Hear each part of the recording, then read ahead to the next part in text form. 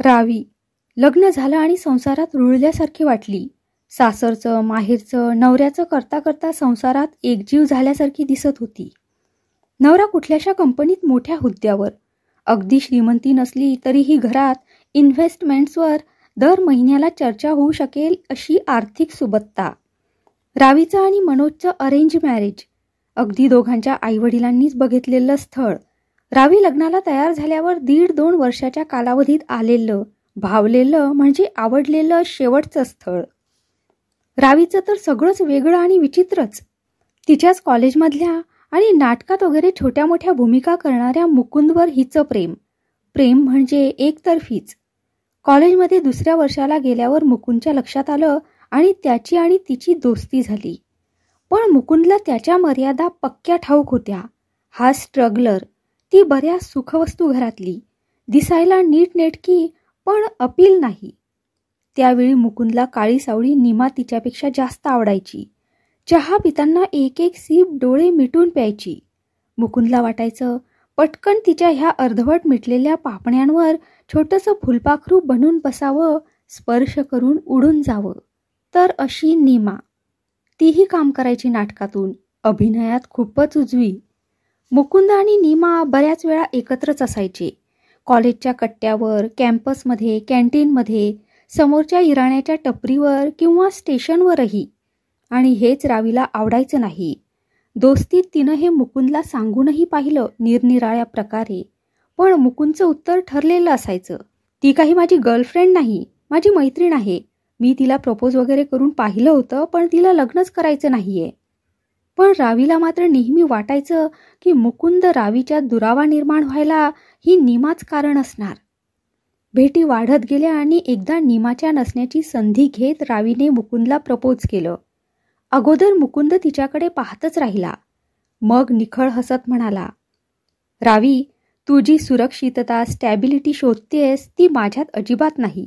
मी कलंदर माणूस, तुझी कलेशी ओळखही नाही. जगणं आखीव रेखीव झालं तर चौकोनात मी गुदमरून जाणारा. मी जरी तुझ्यापेक्षा गरीब असलो तरीही समाधान मानणारा. तुला एस्टॅब्लिश जीवनाची सवय. तुझ्या लेखी 2+2 हे 4च, 5 किंवा 3 नाही. आपलं जमूच शकत नाही. रावी रागाने लाल झाली. नीमाच कारण असणार ह्याच्या नाही म्हणण्याला. रावीने अनुमान काढलं. ती रागाने म्हणाली, मला वाटलंच होतं की तू हे असंच काहीतरी बरळणार. तू त्या नीमामुळे पागल झालायस. सगळ्या कॉलेजला माहीत आहे. असं काय आहे रे तिच्यात? नीमाला तर लग्नही करायचं नाहीये, तरी तू तिच्या मागे मागे फिरतोस. मी तिच्यापेक्षा दिसायला चांगली आहे. माझ्या घरचं बरं आहे. मी आईवडिलांना राजी करू शकते. मुख्य म्हणजे मला तू आवडतोस. माझं प्रेम आहे तुझ्यावर. तुला अजून काय हवंय? MA वगैरे झाल्यावर नेट सेट दे, नोकरीही मिळेल. त्यात काय इतकं? आता मात्र मुकुंद सिरियस झाला. हिने मनात बरंच काही ठरवून ठेवलंय. हिला खरंच मी माहीत नाही, तो म्हणाला. रावी, खरं तर आपण आपली कोणाबरोबर तुलना करूच नये. आपण फक्त आपणच असतो. कोणाला कसे वाटतो त्यापेक्षा आपण खरेच कसे आहोत हे महत्त्वाचं. नीमा आणि तुझ्यात तू चांगली आहेसच दिसायला. नीमा तुझ्यापुढे खूप ओबडधोबड आहे, पण तो तिचा असली चेहरा आहे, तुझ्यासारखा प्लॅस्टिकचा नाही. तू ठरवतेस तुझ्या चेहऱ्यावर कोणती भावना आली पाहिजे किंवा दिसली पाहिजे. नीमाचं तसं नाही. तिच्या जे मनात आहे तेच चेहऱ्यावर येतं. तुझं सगळं जुळवाजुळवीचं, आखीव रेखीव पद्धतीचं, आणि नीमाचं जुळवायच्या सेन्समध्ये कधीच नसलेलं. ती फक्त असते. तिला ती स्वतःला वाटते अगदी तशीच. आणखीही तो बरंच काही बोलत गेला. रावीला त्या संभाषणातले फक्त नीमा हे शब्द ऐकू येत होते. आपण नाकारले जाऊ शकतो ही भावनाच तिच्या लेखी खूप मोठी होती. तिला वाटलं मुकुंद हुरळून जाईल, आनंदी होईल आणि खूप महत्त्वाचे म्हणजे होकारही देईल. पण रिजेक्टेड बाय मुकुंद हे तिच्या जिव्हारी लागलं. आपण नाकारले गेलो, ते सुद्धा ज्याच्यावर आपण मनापासून प्रेम केलं त्याच्याकडून. प्लॅस्टिकचा चेहरा म्हणाला आपल्याला. हे तिच्या मनात बसलं. तरीही एक मन म्हणत होतं, नाही, हे अवतीभोवती त्याच्या नीमाचं भूत फिरतंय ना, म्हणून हा असा वेड्यासारखा बरळतोय. ह्या नीमालाच त्याच्या आयुष्यातून दूर केलं पाहिजे. ग्रॅज्युएशनच्या परीक्षा झाल्या. तिघांनीही MAला ॲडमिशन घेतलं. मुकुंद खूप दांड्या मारायचा, पण नीमा नियमित यायची. मग हा तिला बाईकवरून घ्यायला यायचा आणि दोघं जायचे. हे सारखं सारखं रावीच्या नजरेसमोर घडत गेलं नि रावी आतल्या आत पेटत गेली. तिनं ठरवलं नीमाला मुकुंदच्या नजरेतून पाडायचंच. आणि नीमाच्या आणि मुकुंदच्या नकळत तिने त्यांच्या फिजिकल रिलेशनविषयी कंड्या पिकवून दिल्या. मुकुंद नंतर प्रकाश, प्रकाश नंतर राजीव शर्मा, कारण असे एकानंतर एक साऱ्यांचीच नावे तिच्याबरोबर जोडली जातील अशा बातम्या तिने पसरवल्या. मुकुंदला अगोदर त्रास झाल्यासारखा दिसला. तो चिडचिड करू लागला. हळूहळू युनिव्हर्सिटीला फिरकेनासा झाला. नीमाकडे पाहून इतर कुजबूज करू लागले. काही उगीच दोस्ती करू लागले. रावी मनातून खुश होत गेली. पण मुकुंद विद्यापीठाच्या कॅम्पसमध्येही दिसेनासा झाला. रावीला अजूनही मनापासून वाटायचं की तो येईल आणि आपल्याला स्वीकारेल. आता त्याची नीमा तर अगदीच ओबडधोबड झाली होती. आता तोच चेहरा ती लपवत फिरतेय. आता तरी मुकुंद येईल. आणि तसंच झालं. तो कॅम्पसमध्ये येईनासा झाल्यावर त्यांचं संभाषण जवळजवळ संपलंच होतं. नावाला फोन नाहीतर मेसेज. पण एके दिवशी तिला मुकुंदचा SMS आला. Raavi, I wish to see you tomorrow. Talk to you urgently. Please do come at canteen coffee please. Raavi तो SMS परत परत वाचत राहिली. ती मनोमन म्हणत होती, अरे वेड्या, प्लीज काय म्हणतोस, मी येणारच. हेच तर ऐकण्यासाठी माझे कान आसुसले होते. तुला मला भेटावंसं वाटतंय. तुला माझ्याशी बोलायचंच आहे. Mukund, yes yes, I will be there. आणि SMS डिलिव्हर झाला. ज्या दिवसाची ती गेले कित्येक दिवस वाट पाहत होती, मुकुंद, माझा मुकुंद आता मला मिळणार, हेच विचार तिच्या मनात घुमत होते. तो अखेर आला. 4 वाजता कॅम्पस कॅफेमध्ये ती विजयी मुद्रेने गेली. मुकुंद अगोदरच आला होता. पाण्याच्या ग्लासची खाली मान घालून चाळा करीत होता. खूप विस्कटलेला दिसत होता. तिला वाटलं त्याचे केस हळुवारपणे नीट करावे, त्याच्या हातात हात घेऊन बसावे. ती पर्स सावरून पुढे गेली. ती समोर आल्याबरोबर मुकुंदचा चेहरा झरझर बदलला. तो रागाने उठला. खुर्ची बाजूला करून तिच्यासमोर आला. त्याने अतिशय रागाने फाडकन तिच्या थोबाडीत मारली. ती भेलकांडली. कसाबसा टेबलाचा आधार घेऊन ती डोळे विस्फारून पाहत राहिली. आश्चर्याची जागा रागाने घेतली. तिच्या डोळ्यातून रागाने पाणी येऊ लागले. पण मुकुंद ज्या तिरमिरीत उठला होता त्याच वेगाने त्याने तिला थोबाडीत मारली आणि त्याच वेगाने तो निघूनही गेला. कॅफेमधली मुलं मुली तिच्याकडे पाहत होती. तिला हे सारं असह्य झालं. ही घटना कडेलोट करणारी होती. मुकुंदने हे केलं हे तिच्या स्वप्नातही तिला खरं वाटलं नसतं. पण हे असं घडलं होतं. रावी खूप अपसेट झाली.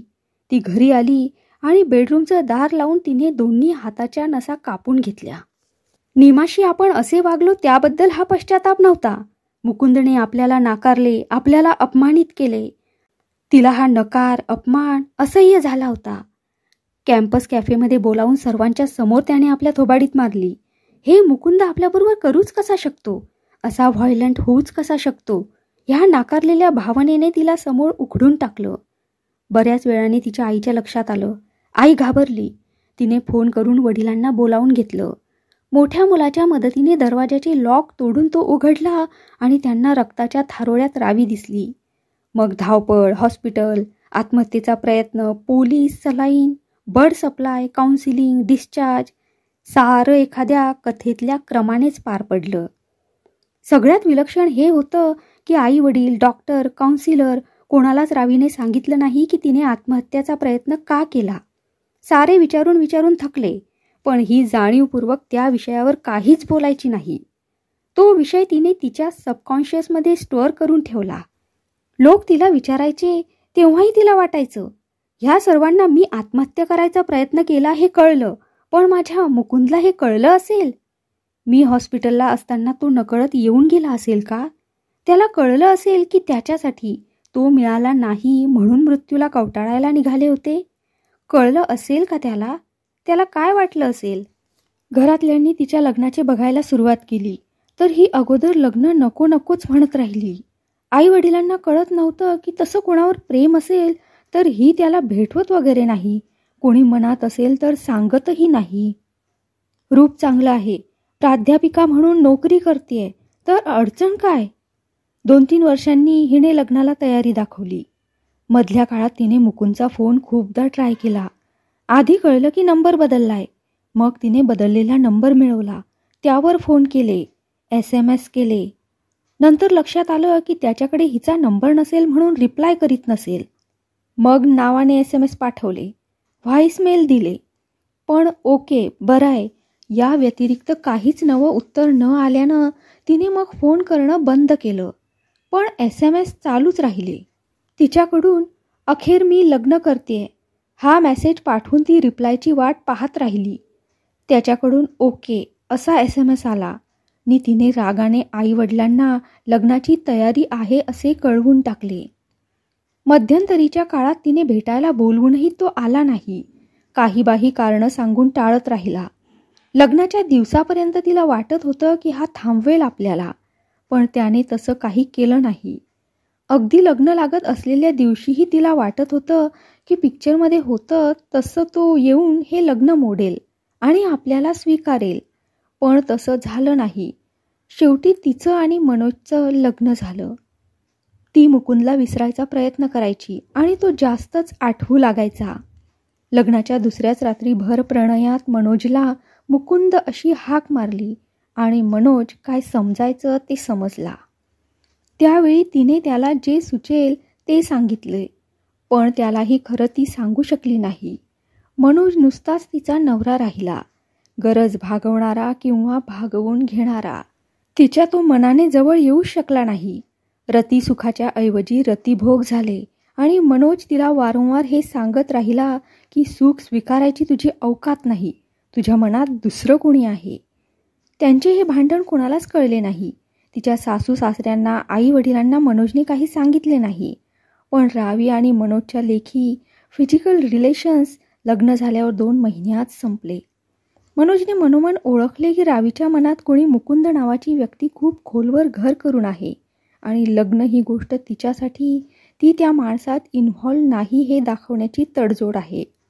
म्हणून मनोजनेही ठरवलेलं होतं की आता हिला आपल्या आयुष्यातून मुक्त करायचं नाही. हवं ते न मिळाल्याचं दुःख आपल्याबरोबर हिलाही भोगू दे. तर अशी ही रावी संसारात रुळल्यासारखी वाटत होती.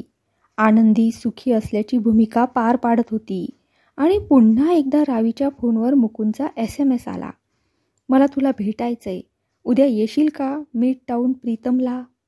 रावी मनातून खूप खुश झाली.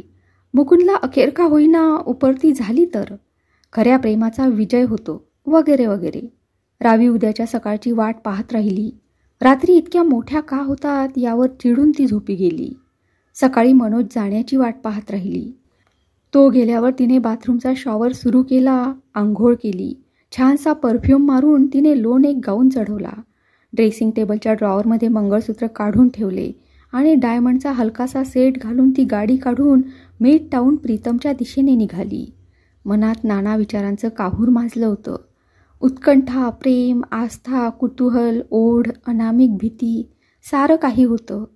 गाडीचे गिअर फटाफट बदलत ती मिड टाऊन प्रीतमला आली. डोअर गार्डने हसून स्वागत केलं आणि गाडीची चावी घेतली आणि तिने कॅफिलॉनमध्ये एंट्री केली. तिथे मुकुंद बसला होता. डाव्या हातात पेन्सिली होत्या. उजव्या हाताच्या बोटाने स्केचला शेडिंग करत होता. डोळे आणि कपाळ रेखाटून झाले होते. रावी काही क्षण तिथे उभी होती. तिला डोळ्यांच्या रेखाटण्यावरून हे कोणातरी स्त्रीचं स्केच आहे हे कळलं.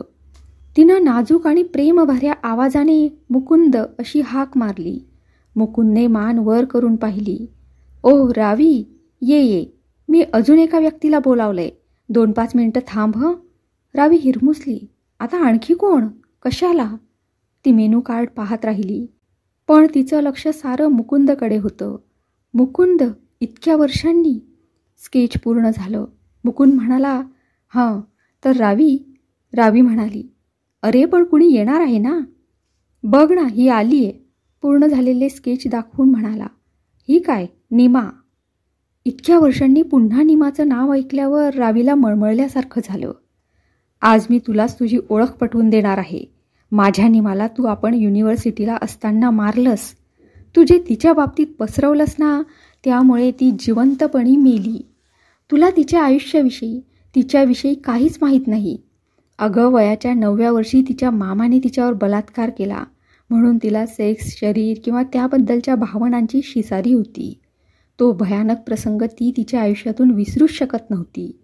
मी, राजीव, अमोल, केतन, प्रकाश कायम तिच्याबरोबर असायचो, कारण तिला याची जाणीव करून देत होतो की सर्व पुरुष हे काही तिच्या आयुष्यात आलेल्या पाशवी मामासारखे नसतात. नात्यात ती एकच अभिलाषा, ती एकच भावना नसते. स्वतःचा तिरस्कार करण्यापेक्षा अशा वृत्ती ओळख आणि त्यांचा तिरस्कार कर. ठेच त्यांना. ती ह्या सगळ्यातून बाहेर पडू पाहत होती. तिथे तू ही वावटळ सुरू केलीस. त्या वादळात तिच्या जुन्या जखमा पुन्हा भळभळल्या आणि ती इतकी तुटली की ती पूर्ण एकाकी झाली. केईएमच्या मनोरुग्ण विभागात आता ह्यावेळी तिच्यावर उपचार सुरू आहेत. ती अशी माझी नीमा. तू तिचा बळी घेतलास. तू संपवलंस तिला. तू लग्न केलंस ना. तुला वाटलं मुकुंद येईल तुला थांबवायला, पण तुझ्यात गती होतीच कुठे. तू एक सॅच्युरेटेड झालेली, सेल्फ सेंटर्ड आणि ऑब्सेस्ड बाई. तुला मुकुंद हवा होता. त्यासाठी तू कुणालाही बळी द्यायला तयार होतीस, कुठलीही किंमत द्यायला तयार होतीस ना. ज्या टॉपिकवरून तू निमाची अशी स्थिती केलीस त्या शरीर संबंधांना तू आयुष्यभर मुकशील. तुला मुकुंद तर कधीच मिळणार नव्हता आणि दुसरा कोणी कधीच तुझा होऊ शकणार नाही. तू एक भयंकर खुनी आहेस, शांत डोक्याची आणि ऑब्सेस्ड. हीच तुला तुझी ओळख करून द्यायची होती, म्हणून तुला इथं बोलावलं. जा जा आता. माझ्याकडे आता असं काहीच उरलं नाही आहे की ज्याचा तू खून करावास. असं बोलून मुकुंद शांतपणे उठला. स्केचचा कागद त्याने शर्टच्या खिशात हळूच ठेवला आणि निघून गेला. रावी गाडी घेऊन वेगाने तिथून बाहेर पडते. गाडी 5व्या गिअरमध्ये टाकून वरळीच्या सी लिंककडे सुसाट वेगाने जाते आणि गाडी सकट स्वतःला समुद्रात झोकून देते.